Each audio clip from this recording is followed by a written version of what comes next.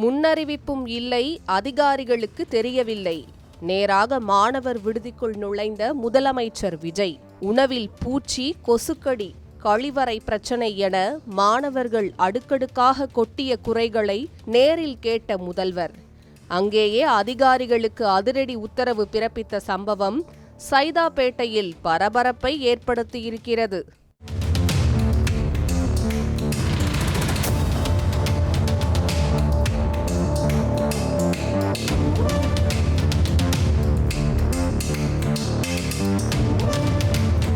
சென்னை சைதாப்பேட்டையில் உள்ள MC ராஜா சமூக நீதி மாணவர்கள் விடுதியில் முதலமைச்சர் ஜோசப் விஜய் திடீர் ஆய்வு மேற்கொண்டார். எந்த முன் அறிவிப்பும் இல்லாமல் நடைபெற்ற இந்த ஆய்வின் போது விடுதியின் அடிப்படை வசதிகள், உணவின் தரம் மற்றும் மாணவர்கள் எதிர்கொள்ளும் சிரமங்கள் குறித்து அவர் நேரில் ஆய்வு செய்தார். முன்னதாக தலைமைச் செயலகத்திலிருந்து நேரடியாக சைதாப்பேட்டை சென்ற முதலமைச்சர் விடுதியில் சுமார் 20 நிமிடங்களுக்கும் மேலாக ஆய்வு மேற்கொண்டார்.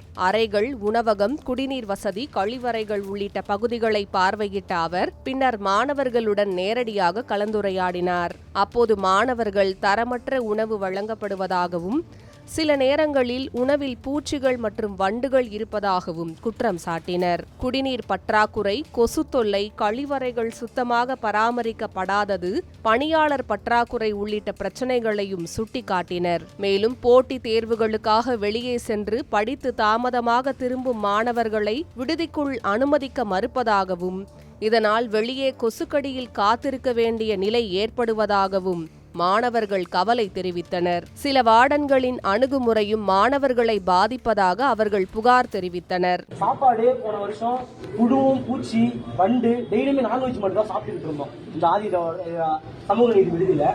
ஆனா அதுக்கப்புறம் இந்த போராட்டத்துக்கு அப்புறம் சாப்பாடு வந்து கேண்டீன் மாறிச்சு. சாப்பாடு வந்து புழு நிலையில இருந்து மாறி இப்ப தரமான உணவு ஒரு 5 நாள் போட்டாங்க. அதாவது கேள்வி கேட்கும் போது மட்டும்தான் அந்த உணவு தரமான உணவா வருது. அதற்கப்புறம் வந்து அந்த உணவு தரமற்றதாக தான் வருது. ஊழியர்கள் வந்து மாணவர்களை, படிக்கிற மாணவர்கள் எல்லாமே ஏழை மாணவர்கள், எளிய மாணவர்கள் தான். அதாவது காலையில வந்து காலேஜ் போறதும், பார்ட் டைமா ஜாப் போயிட்டு வரதும், சில பேர் TNPSC கிளாஸ், UPSC கிளாஸ் அந்த மாதிரி தான் படிச்சுட்டு வராங்க. அந்த மாதிரி UPSC கிளாஸ் போயிட்டு வரும்போது நைட்டு 9:30 மணி 10 மணி வரையுமே காலேஜ் ஹாஸ்டல் டைம் வரதுக்கு முடியாது. இன்ஸ்டியூட் மூடி இங்க வரதுக்கு டைம் ஆயிடுது. அப்ப கதவு மூடிடுறாங்க. கதவு மூடி மாணவர்கள் வெளியே கொசுக்கடியில படுக்கிறாங்க.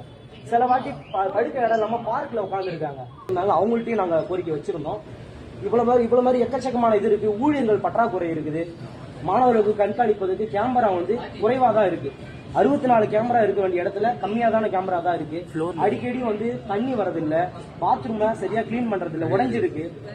மாணவர்கள் தெரிவித்த ஒவ்வொரு குறையையும் கவனமாக கேட்ட முதலமைச்சர் விஜய் சம்பந்தப்பட்ட அதிகாரிகளை உடனடியாக அழைத்து விளக்கம் கேட்டார். உணவின் தரத்தை உடனடியாக மேம்படுத்த வேண்டும், அடிப்படை வசதிகளில் உள்ள அனைத்து குறைகளையும் விரைந்து சரி செய்ய வேண்டும், மாணவர்கள் வைத்துள்ள கோரிக்கைகளை விரைவாக பரிசீலித்து நடவடிக்கை எடுக்க வேண்டும் என அதிகாரிகளுக்கு நேரடியாக உத்தரவிட்டார்.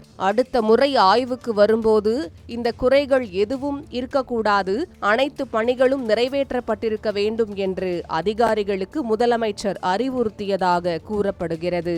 கடந்த வாரம் எழும்பூர் குழந்தைகள் நல மருத்துவமனையில் திடீர் ஆய்வு மேற்கொண்டிருந்த முதலமைச்சர் விஜய் தற்போது மாணவர் விடுதியிலும் நேரடியாக ஆய்வு மேற்கொண்டிருப்பது குறிப்பிடத்தக்கது.